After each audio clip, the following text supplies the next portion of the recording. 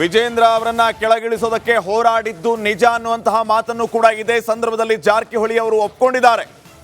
ಈಗಾಗಲೇ ನಾವು ಗಮನಿಸಿದ್ವಿ ರಾಜ್ಯದಲ್ಲಿ ಯಾವ ರೀತಿಯ ಬೆಳವಣಿಗೆ ಬದಲಾವಣೆ ಆಗಿದ್ದು ಅಂತ ಹೇಳಿ. ಈ ಎಲ್ಲ ವಿಚಾರಗಳಿಗೆ ಸಂಬಂಧಪಟ್ಟಂತೆ ರಮೇಶ್ ಜಾರಕಿಹೊಳಿ ಸ್ಪಷ್ಟನೆಯನ್ನ ನೀಡಿದ್ದಾರೆ. ವಿಜೇಂದ್ರರನ್ನ ಕೆಳಗಿಳಿಸೋದಕ್ಕೆ ನಾವು ಹೋರಾಟ ಮಾಡಿದ್ದು ನಿಜ, ಆದರೆ ಹೈಕಮಾಂಡ್ ಕೈಗೊಳ್ಳುವ ನಿರ್ಣಯಕ್ಕೆ ನಾವು ಬದ್ಧರಾಗಿರ್ತೀವಿ ಅಂತ ಬೆಳಗಾವಿಯಲ್ಲಿ ರಮೇಶ್ ಜಾರಕಿಹೊಳಿ ಹೇಳಿಕೆ ನೀಡಿದ್ದಾರೆ. BS ಯಡಿಯೂರಪ್ಪ ಅವ್ರಿಗಾಗಿ ಅವರು ಯಾಕಾಗಿ ರಾಜ್ಯ ಪ್ರವಾಸ ಮಾಡ್ತಾ ಇದ್ದಾರೆ ಅನ್ನುವಂಥದ್ದು ಗೊತ್ತಿಲ್ಲ. ಮಗನ ಸ್ಥಾನ ಭದ್ರ ಮಾಡೋಕೆ ಮಾಡ್ತಿದ್ದಾರಾ ಸ್ಪಷ್ಟಪಡಿಸ್ಬೇಕು ಅವರು. ಯಡಿಯೂರಪ್ಪನವರೇ ನಿಮ್ಮ ಬಗ್ಗೆ ಗೌರವ ಇದೆ ಅಂತ ಹೇಳೋದ್ರ ಮೂಲಕ ಇನ್ನೂ ಅನೇಕ ವಿಚಾರಗಳನ್ನು ರಮೇಶ್ ಜಾರಕಿಹೊಳಿ ತಿಳಿಸಿದ್ದಾರೆ. ಹಾಗಿದ್ರೆ ಅವ್ರು ಏನು ಹೇಳಿದ್ರು ಬನ್ನಿ ಕೇಳೋಣ. ನೋಡಿ, ನಮ್ಮ ಉದ್ದೇಶ ವಿಜೇಂದ್ರರನ್ನ ತೆಗಿಬೇಕಂತ ಹೋರಾಟ ನಡೆದು ನಿಜ, ಸುಳ್ಳು ಹಾಕೋದು. ಅದನ್ನು ಹೈಕಮಾಂಡ್ ಏನು ನಿರ್ಣಯ ತಗೋತ ಅದ್ರ ಬಗ್ಗೆ ನಾವು ಬದ್ಧತೇವೆ. ತೆಗಿತಾರೋ ಬಿಡ್ತಾರೋ ಹೈಕಮಾಂಡ್ ಗೊತ್ತು. ಆದರೆ ಯಡಿಯೂರಪ್ಪನವ್ರ ಬಗ್ಗೆ ಪದೇ ಪದೇ ಅದನ್ನು ಅವ್ರ ಬಗ್ಗೆ ಅಪಾರದ ಗೌರವ ಇದೆ. ಅವರು ರಾಜ್ಯ ಪ್ರವಾಸ ಮಾಡೋಕ್ಕೆ ಸ್ವಾಗತ. ಆದರೆ ಯಾಕೆ ಟೂರ್ ಮಾಡೋದು ಒಂದು ಮೊದಲು ಕ್ಲಿಯರ್ ಮಾಡೋಕೆ ಮಗನ ಭದ್ರ ಮಾಡಕ್ಕೆ ಹೇಳ್ತಾರೋ ಪಕ್ಷ ಭದ್ರ ಮಾಡೋಕೆ. ಪದೇ ಪದೇ ಪ್ರತಿ ಹಂತದಲ್ಲಿ ಹೈಕಮಾಂಡನ್ನು ದಯವಿಟ್ಟು ನಿಮ್ಮ ಬಗ್ಗೆ ಗೌರವ ಇದಲ್ಲ ಯಡಿಯೂರಪ್ಪನವರೇ, ನೀವು ಕೊನೆಯ ಹಂತದಲ್ಲಿ ಬಂದ್ರಿ, ಈಗ ವಯಸ್ಸಾಗಿದೆ, ಇನ್ನು ಪಕ್ಷ ಎಲ್ಲ ಕೊಟ್ಟದೆ ನಿಮಗೆ, ಪಕ್ಷನ ಬ್ಲ್ಯಾಕ್ ಮಾಡಬೇಡಿ, ದಯವಿಟ್ಟು ನಿಮ್ಮ ಸಹಿತ ವಿಜೇಂದ್ರ ಬಂದರೆ ನೀವು ಹಾಳಾಕ್ರಿ. ನಾನು ಮಾಧ್ಯಮ ಮುಖಾಂತರ ಮನವಿ ಮಾಡ್ಕೋತೀನಿ, ದಯವಿಟ್ಟು ಮಗನಾಗಿ ನೋಡಬೇಡ್ರಿ. ಫೇಲ್ ಆದಂಥ ಅಧ್ಯಕ್ಷ ತಿಳ್ಕೊಂಡು ದಯವಿಟ್ಟು ಹೈಕಮಾಂಡ್ ಕನ್ವಿನ್ಸ್ ಮಾಡಿ ಹೊಸ ಅಧ್ಯಕ್ಷ ಮಾಡೋಕ್ಕೆ ನೀವು ಸಹಕಾರ ಕೊಡಿ. ನಿಮ್ಮ ಕೊಡುಗೆ ಭಾಳ ಇದೆ, ಅಪಾರದ ಕೊಡುಗೆ ಇದೆ. ವಿಜೇಂದ್ರ ಬೆನ್ನತ್ತ ನೀವು ಹಾಳಾಕ್ರಿ. ಈ ಸಂದರ್ಭ ಹೇಳಕ್ಕೆ ಇಚ್ಛೆಪಡ್ತೀನಿ. ವಿಜೇಂದ್ರ ಅವರನ್ನ ಕೆಳಗಿಳಿಸೋದಕ್ಕೆ ಹೋರಾಡಿದ್ದು ನಿಜ ಅನ್ನುವಂತಹ ಮಾತನ್ನು ಕೂಡ ಇದೇ ಸಂದರ್ಭದಲ್ಲಿ ಜಾರಕಿಹೊಳಿ ಅವರು ಒಪ್ಕೊಂಡಿದ್ದಾರೆ. ಈಗಾಗಲೇ ನಾವು ಗಮನಿಸಿದ್ವಿ ರಾಜ್ಯದಲ್ಲಿ ಯಾವ ರೀತಿಯ ಬೆಳವಣಿಗೆ ಬದಲಾವಣೆ ಆಗಿದ್ದು ಅಂತ ಹೇಳಿ. ಈ ಎಲ್ಲ ವಿಚಾರಗಳಿಗೆ ಸಂಬಂಧಪಟ್ಟಂತೆ ರಮೇಶ್ ಜಾರಕಿಹೊಳಿ ಸ್ಪಷ್ಟನೆಯನ್ನ ನೀಡಿದ್ದಾರೆ. ವಿಜೇಂದ್ರರನ್ನ ಕೆಳಗಿಳಿಸೋದಕ್ಕೆ ನಾವು ಹೋರಾಟ ಮಾಡಿದ್ದು ನಿಜ, ಆದರೆ ಹೈಕಮಾಂಡ್ ಕೈಗೊಳ್ಳುವ ನಿರ್ಣಯಕ್ಕೆ ನಾವು ಬದ್ಧರಾಗಿರ್ತೀವಿ ಅಂತ ಬೆಳಗಾವಿಯಲ್ಲಿ ರಮೇಶ್ ಜಾರಕಿಹೊಳಿ ಹೇಳಿಕೆ ನೀಡಿದ್ದಾರೆ. BS ಯಡಿಯೂರಪ್ಪ ಅವ್ರಿಗಾಗಿ ಅವರು ಯಾಕಾಗಿ ರಾಜ್ಯ ಪ್ರವಾಸ ಮಾಡ್ತಾ ಇದ್ದಾರೆ ಅನ್ನುವಂಥದ್ದು ಗೊತ್ತಿಲ್ಲ. ಮಗನ ಸ್ಥಾನ ಭದ್ರ ಮಾಡೋಕೆ ಮಾಡ್ತಿದ್ದಾರಾ ಸ್ಪಷ್ಟಪಡಿಸ್ಬೇಕು ಅವರು. ಯಡಿಯೂರಪ್ಪನವರೇ ನಿಮ್ಮ ಬಗ್ಗೆ ಗೌರವ ಇದೆ ಅಂತ ಹೇಳೋದ್ರ ಮೂಲಕ ಇನ್ನೂ ಅನೇಕ ವಿಚಾರಗಳನ್ನು ರಮೇಶ್ ಜಾರಕಿಹೊಳಿ ತಿಳಿಸಿದ್ದಾರೆ. ಹಾಗಿದ್ರೆ ಅವ್ರು ಏನು ಹೇಳಿದ್ರು ಬನ್ನಿ ಕೇಳೋಣ. ನೋಡಿ, ನಮ್ಮ ಉದ್ದೇಶ ವಿಜೇಂದ್ರರನ್ನ ತೆಗಿಬೇಕಂತ ಹೋರಾಟ ನಡೆದು ನಿಜ, ಸುಳ್ಳು ಹಾಕೋದು. ಅದನ್ನು ಹೈಕಮಾಂಡ್ ಏನು ನಿರ್ಣಯ ತಗೋತ ಅದ್ರ ಬಗ್ಗೆ ನಾವು ಬದ್ಧತೇವೆ. ತೆಗಿತಾರೋ ಬಿಡ್ತಾರೋ ಹೈಕಮಾಂಡ್ ಗೊತ್ತು. ಆದರೆ ಯಡಿಯೂರಪ್ಪನವ್ರ ಬಗ್ಗೆ ಪದೇ ಪದೇ ಅದನ್ನು ಅವ್ರ ಬಗ್ಗೆ ಅಪಾರದ ಗೌರವ ಇದೆ. ಅವರು ರಾಜ್ಯ ಪ್ರವಾಸ ಮಾಡೋಕ್ಕೆ ಸ್ವಾಗತ. ಆದರೆ ಯಾಕೆ ಟೂರ್ ಮಾಡೋದು ಒಂದು ಮೊದಲು ಕ್ಲಿಯರ್ ಮಾಡೋಕೆ ಮಗನ ಭದ್ರ ಮಾಡಕ್ಕೆ ಹೇಳ್ತಾರೋ ಪಕ್ಷ ಭದ್ರ ಮಾಡೋಕೆ.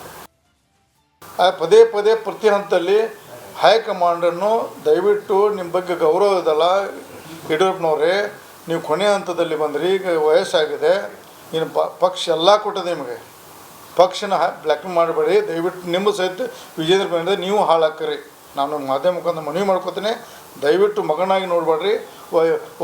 ಫೇಲ್ ಆದಂಥ ಅಧ್ಯಕ್ಷ ತಿಳ್ಕೊಂಡು ದಯವಿಟ್ಟು ಹೈಕಮಾಂಡ್ ಕನ್ವಿನ್ಸ್ ಮಾಡಿ ಹೊಸ ಅಧ್ಯಕ್ಷ ಮಾಡೋಕ್ಕೆ ನೀವು ಸಹಕಾರ ಕೊಡಿ.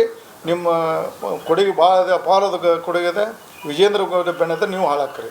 ಈ ಸಂದರ್ಭ ಹೇಳಕ್ಕೆ ಇಚ್ಛೆಪಡ್ತೀನಿ. 7 ಲಕ್ಷ ಹಣವನ್ನು ನಾನು ತುಂಬಿದೆ.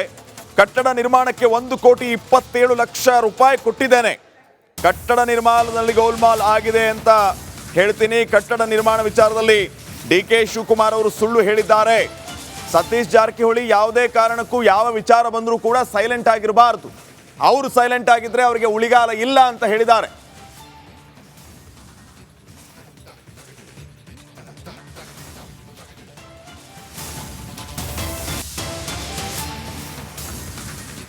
ಬೆಳಗಾವಿ ರಾಜಕಾರಣಕ್ಕೆ DK ಶಿವಕುಮಾರ್ ಎಂಟ್ರಿಗೆ ರಮೇಶ್ ಕಿಡಿಕಾರಿದ್ದಾರೆ. ಕಾಂಗ್ರೆಸ್ ಕಚೇರಿ ನಿರ್ಮಾಣಕ್ಕೆ ಸತೀಶ್ ಕೊಡುಗೆ ಇದೆ. ಅರ್ಧ ಕಾಮಗಾರಿ ಆಗಿದ್ದ ಕಟ್ಟಡವನ್ನ ಪೂರ್ಣಗೊಳಿಸಿದ್ದಾರೆ. ನಾನು ಜಿಲ್ಲಾ ಉಸ್ತುವಾರಿಯಾಗಿದ್ದಾಗ DKC ಎಂಟ್ರಿಗೆ ಬಿಡಲಿಲ್ಲ. ಬೆಳಗಾವಿ ರಾಜಕಾರಣಕ್ಕೆ DKC ಎಂಟ್ರಿ ಆಗೋದಕ್ಕೆ ಕೊಟ್ಟಿಲ್ಲ, ಅಲ್ಲೇ ಅವನ ಬ್ಲಾಕ್ ಮಾಡಿದ್ದೀನಿ ಅಂತ ರಮೇಶ್ ಜಾರಕಿಹೊಳಿ ಹೇಳಿರೋದು. ಬೆಳಗಾವಿ ರಾಜಕಾರಣಕ್ಕೆ ಎಂಟ್ರಿ ಕೊಡೋ ವಿಚಾರಕ್ಕೆ ಸಂಬಂಧಪಟ್ಟಂತೆ DK ಶಿವಕುಮಾರ್ ವಿರುದ್ಧ ರಮೇಶ್ ಜಾರಕಿಹೊಳಿ ಈ ರೀತಿ ಗುಡುಗಿದ್ದಾರೆ. ನಾ ಬರಕ್ಕೆ ಕೊಟ್ಟಿಲ್ಲ, 10 DK ಶಿವಕುಮಾರ್ ಬರಕ್ಕೆ ಕೊಟ್ಟಿಲ್ಲ. ಅವ್ನು ಅಲ್ಲೇ ಬ್ಲಾಕ್ ಮಾಡಿದಾನೆ ಬರಕ್ಕೆ ಕೊಟ್ಟಿಲ್ಲ. ನಾ ಉಸ್ತುವಾರಿದಾಗ ಡಿ ಕೆ ಎಂಟ್ರಿ ಕೊಟ್ಟಿಲ್ಲ. ಇಲ್ಲ, ನಮ್ಮ ಸಂಬಂಧ ಪಕ್ಷದ ಅದು ಕಾಂಗ್ರೆಸ್ ಆಂತರಿಕ ಸಮಸ್ಯೆ. ನಾ ಕಾಂಗ್ರೆಸ್ ಪಕ್ಷ ಶಾಸಕ ಮಂತ್ರಿ ಬೆಳಗಾವಿ ಜಿಲ್ಲೆ ಉಸ್ತುವಾರಿದಾಗ ಅವ್ನು ಬರಕ್ಕೆ ಕೊಟ್ಟಿಲ್ಲ. ಇಲ್ಲಿ ನಾ ಬರಕ್ಕೆ ಕೊಟ್ಟಿಲ್ಲ. ನನ್ನ ಅಧಿಕಾರ ನಡೆಸಿದ್ದೀನಿ.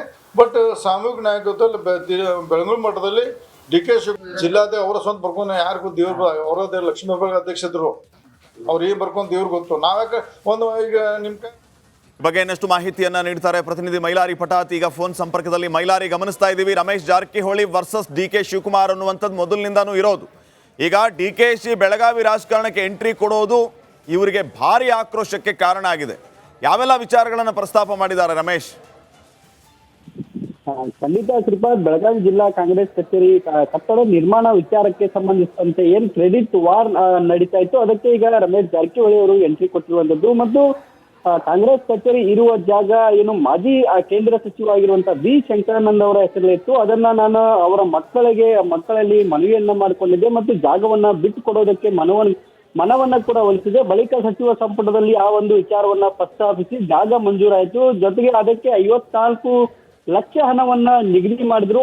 ಹಂತವಾಗಿ ಅಂದ್ರೆ 2 ಕಂತಿನಲ್ಲಿ ಹಣವನ್ನ ಕೊಡೋದಕ್ಕೆ ಕೂಡ ರಾಜ್ಯ ಸರ್ಕಾರ ಒಪ್ಪಿತ್ತು. ಅದರ ಜೊತೆಗೆ ಅಂದಿನ ಕೆಪಿಸಿಸಿ ಅಧ್ಯಕ್ಷ ಡಾಕ್ಟರ್ ಜಿ ಪರಮೇಶ್ವರ್ ಹಣ ತುಂಬೋದಕ್ಕೆ ಕೂಡ ಮನವಿಯನ್ನ ಮಾಡಿದ್ರು.